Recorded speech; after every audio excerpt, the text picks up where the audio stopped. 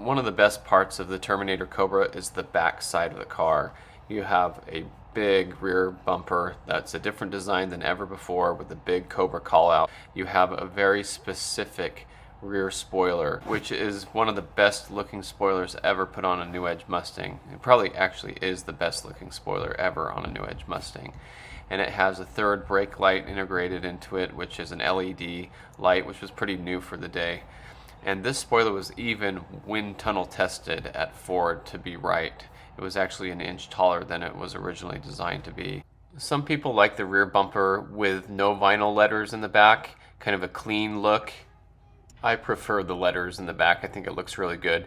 And with all of this working together with a polished catback with the IRS or independent rear suspension system, which makes the pipes of the exhaust have to go underneath the axle of the car, then you have just the perfect rear look of a car. All that works together to make it look so fantastic. And so this is what my car looks like now. Absolutely perfect. That is what the back of a Cobra should look like. But in this part of the history of my Cobra, it had the rear bumper, it had vinyl letters in the back bumper, and so that looked really good. I'm happy with that choice. But the rear catback looked really cruddy and dingy. It had the pot metal kind of exhaust from a Mack catback, and there was no rear spoiler, which really was the worst part of all of this. If you can believe it, there were some Terminator Cobras ordered without the rear spoiler. And I think if you saw the rear spoiler on one of these Cobras and said, I'd rather order the car without it, you need to have your head checked. Now, I understand some people love how rare that makes the car and blah, blah, blah. But the car looks terrible without the rear spoiler. Sometimes I wonder if somebody did that just to be cheap. They said, well, I don't need a rear spoiler. Maybe some old man ordered it and said, I'll just get it as cheap as I can. And even worse would be removing the rear spoiler to put a different one on the car. Now, there have been several Terminators I've seen that have Celine spoilers. Like this one, for example, you can see it's a really good looking spoiler. If I were going aftermarket, I would choose this spoiler for a New Edge Mustang. And I feel like a lot of people looked up to the Celine Cobras, and before the Terminators were well known, maybe people looked at them and thought, I want my car to look like a Celine because, that's supposed to be the coolest Mustang out there. And I had seen some 99 to 01 Cobras that had the Celine spoiler on it like that. And that choice actually is pretty good for those years because the spoiler on a 99 to 01 Cobra was the same as the V6 model or the GT. And so it really wasn't very special. So I could see putting a Celine spoiler on one of those Cobras. It actually looked good. And as I had mentioned in my previous video, the Cobra R-Wing was something that some people put on these Cobras. That's what mine had on it.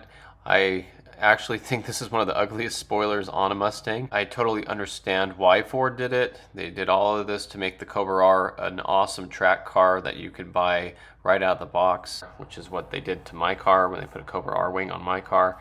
So I understand why people might change the spoiler when it's early on and these cars were just coming out and just making a name for themselves. And a lot of people might not even know that the rear bumper was different or the spoiler was different. They just bought the new car and thought, okay, I'm going to put a cool Celine spoiler on it. So to me, I just hate the idea that somebody's done that.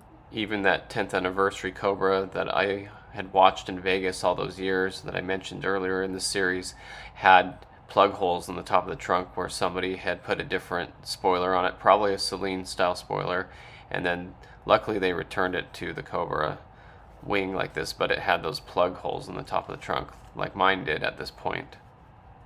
So obviously my Cobra didn't have that spoiler. I drove it around for a little while like that, but I didn't like the way it looked. And the whole time I drove it around, I was like, man, I really want to change this. It's really starting to bug me. And so I started looking around for spoilers for sale, and you'd have to get them repainted because they're most likely not going to be competition orange or whatever. So I ended up buying a new one from Late Model Restoration, and I got ready to get that painted. And something cool was I noticed that the harness in the trunk was still the same for the 0304 Cobra. It has like a square light in the trunk because the light for the trunk is integrated into the third brake light in the trunk on a normal Mustang. But in this case, there's an LED there. So That was all still there and intact. I told you how I like looking at these barn find videos or verification videos where people look at old muscle cars and they see whether something's original or if there were provisions and the body holes, things for like the Rally Sport headlights on a 69 Camaro. The fenders were different and there were different like provisions on the inside of the fender for the flip up headlights and stuff. So that's all just kind of cool stuff. And so the harness was still there. So I know the trunk was original to the car. It's just it had been altered at one point. So, I'd still take the car out for a little bit, go on some drives and stuff, but I finally got to the point where I made an appointment and I went to what was supposed to be the best body shop in town, and I took the car there and I dropped it off so that the spoiler could be done on it. And so this shop had told me that newer shops use machines to match color or go off the paint code, but they do this by hand, and they've always done it by hand, and they can see better with a human eye, and that they were really great. They had actually repaired my brother's Mustang when it was totaled. This car needed the complete B-pillar and quarter panel put on it and everything. They did a good job with that car. So we knew that they were a pretty good body shop.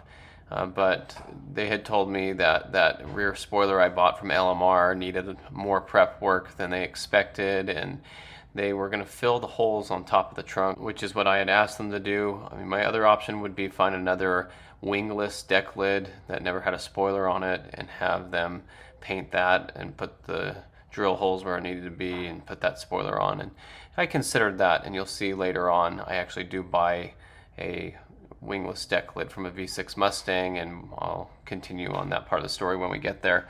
But basically, I didn't want to drop the car off. I didn't want them to have the car. I'm very protective of this car. And so I asked them if I could just drop off the trunk, and they said, no, we need the whole car there, so when we match it, we know it looks right and everything. And while I was there, I said, can you look over the car and see if there's been any paint work done anywhere else? They said, no, there hadn't. I showed them a little spot on the driver's side strut tower. There's like a run in the paint. And they looked at that and said, nope, that's absolutely factory. There's never been any other paint work done to this car. He checked all the spot welds. He said, this thing's beautiful. It's all original, I can tell. And I had mentioned before that the mirror on the driver's side had fallen off when the car was new, and that was in the Oasis report. And when you folded the mirror, that there was a little bit of black on the inside, like kind of plastic black color, like a raw fiberglass or whatever. And so when I went to pick up the car, they gave me a little jar of extra competition orange paint that they had left over and said, you can get a little brush and paint the backside of that mirror if it really bugs you and stuff. So I had very high expectations. I wanted this car to look like a show car. I didn't want to see any body work done where those holes used to be. And so later on, we'll talk about why I needed to take the car back. It wasn't perfect and stuff, and it really bothered me. But anyway, I was thinking, this looks like a show car. They should do a little better than that. So I was a little upset by that. But anyway, I was excited to finally have the car looking like a Terminator again. This made all the difference. The car looked so much better now. I was so happy with it. And yeah, it still had the Cobra R wheels, and the IRS exhaust wasn't my favorite and stuff, but we can change that later. But man, I just loved having that car. I bought it a brand new third brake light. It was like $200 even back then. And so I did it all right and got the car just looking fantastic. So I was so happy to drive it around now. I didn't feel like people were looking at it weird, which nobody probably even noticed the difference, but I did, and it really bothered me the way the car looked before. So now I finally have a Terminator with the Terminator spoiler on it.